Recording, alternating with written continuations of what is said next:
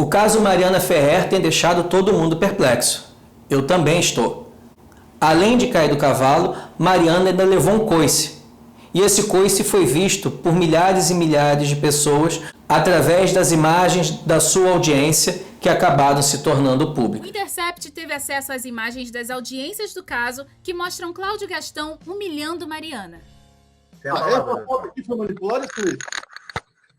Essa foto aqui foi manipulada? Qual é a folha, doutor, dessa aí? Muito bonita, por sinal, o senhor disse, né? Cometendo assédio moral contra mim. O senhor tem idade para ser meu pai, tinha que até os fatos. Mariana, que não vai dar, cara? Uma filha do teu nível, graças a Deus. E também peço a Deus que meu filho não encontre uma mulher que nem você. Respondeu, não dá para dar teu showzinho. Teu showzinho, tu vai lá dar lá no teu Instagram depois, para ganhar mais seguidores. Tu vive disso. Mariana, vamos ser sinceros. Fala a verdade, vamos lá. Tu trabalhavas no café, perdiste o emprego, estavas com aluguel atrasado 7 meses, eras uma desconhecida. Hoje, isso é questão de alegação, né, doutor? Alegação, a gente explora isso. Isso é o seu ganha-pão, né, Mariana? A verdade é essa, não é? É o seu ganha-pão, a desgraça dos outros, manipular essa história de virgem.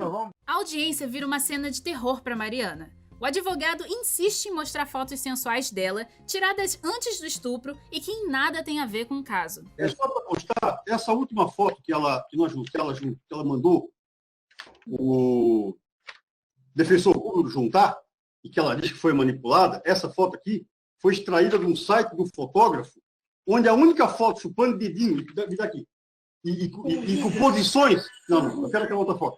E com posições ginecológicas ali, é só dela. O único site que tem ali, daí a foto. Não tem nada demais essas fotos. Né? Realmente, questão de roupa, não tem nada demais mesmo. Não, a pessoa que é virgem, ela não é freira, não, doutor. A gente está em 2020. Não é freira, não estou dizendo que é freira. Por que você apagou essa foto, então? Por que essa foto não tem nada demais? Mas por que você apaga essas fotos, Mariana? E só aparece essa tua carinha chorando, só falta uma auréola na cabeça. Não adianta vir com esse teu choro simulado, falso, e essa lágrima de crocodilo. Meu Deus, é maior que tudo isso. Você pode ter certeza. Mariana, se tu quiser te recompor aí, tomar uma água, a gente suspende o ato, tá? Não tem problema, tá? Eu só peço que... Respeito, doutor. Excelentíssimo. Eu tô implorando por respeito, no mínimo, nem os acusados. Se tu quiser, suspende. Tratada, pelo amor de Deus, gente. Que é isso? Nem os acusados de assassinato são tratados como eu tô sendo tratado como uma pessoa ilibada. Eu nunca cometi crime contra ninguém. A OAB de Santa Catarina e o Ministério da Mulher, da Família e dos Direitos Humanos solicitaram esclarecimentos ao advogado e ao Tribunal de Justiça de Santa Catarina sobre a sua conduta durante o interrogatório.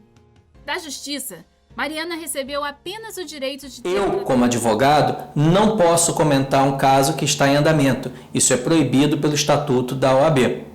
Mas eu posso analisar esse caso do ponto de vista do direito constitucional e também do ponto de vista do processo. Do ponto de vista do direito constitucional, há aí uma indagação que está sendo feita. Ricardo, por que esse processo é público? Ora, porque a regra é sempre a da publicidade dos atos processuais. É importante que que a sociedade consiga entender os motivos pelos quais um juiz, um magistrado, um ministro, um desembargador tomou uma decisão. As decisões devem ser fundamentadas e somente a partir da leitura de uma decisão é que a gente vai entender por que um miliciano foi solto, por que um corrupto foi preso, por que houve uma prisão domiciliar com a colocação de tornozeleira eletrônica. Enfim, é importante que a gente conheça o conteúdo das decisões para saber quais são os valores que o judiciário está adotando no momento em que decide. Mas não é todo caso que deve correr de forma pública. Há alguns casos que envolvam direito de família, separação, guarda de filhos, alimentos.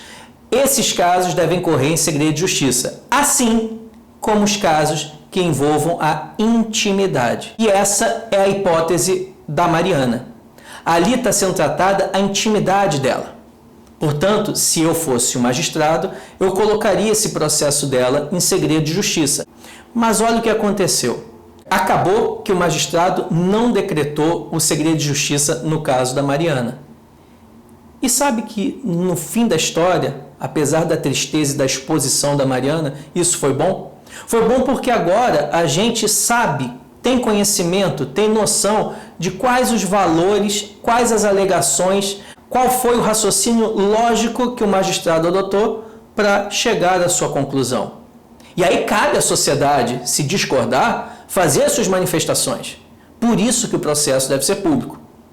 Enfim, no caso da Mariana, tornar o processo público ou deixar em segredo de justiça? Do ponto de vista processual, até bem pouco tempo, o processo corria da seguinte maneira. Se um advogado quisesse formular uma pergunta para a testemunha ou para a parte, ele dirigia a pergunta para o juiz analisava a pertinência dessa pergunta e reproduzia a pergunta para a parte. Não existia esse olho no olho entre o advogado e a testemunha. Só que agora isso mudou. Agora ficou semelhante ao processo americano, aquele que a gente vê nos filmes, onde o advogado se levanta, anda, vai até bem perto da testemunha, com o dedo em riste e fica gritando com ela.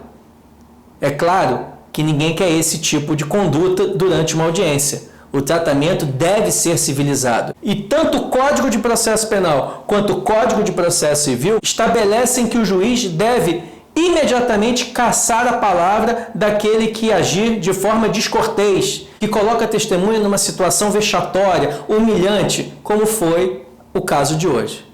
Portanto, fica aqui a minha solidariedade à Mariana e um apelo para que os juízes coíbam audiências como a que hoje todos nós assistimos e ficamos arrepiados.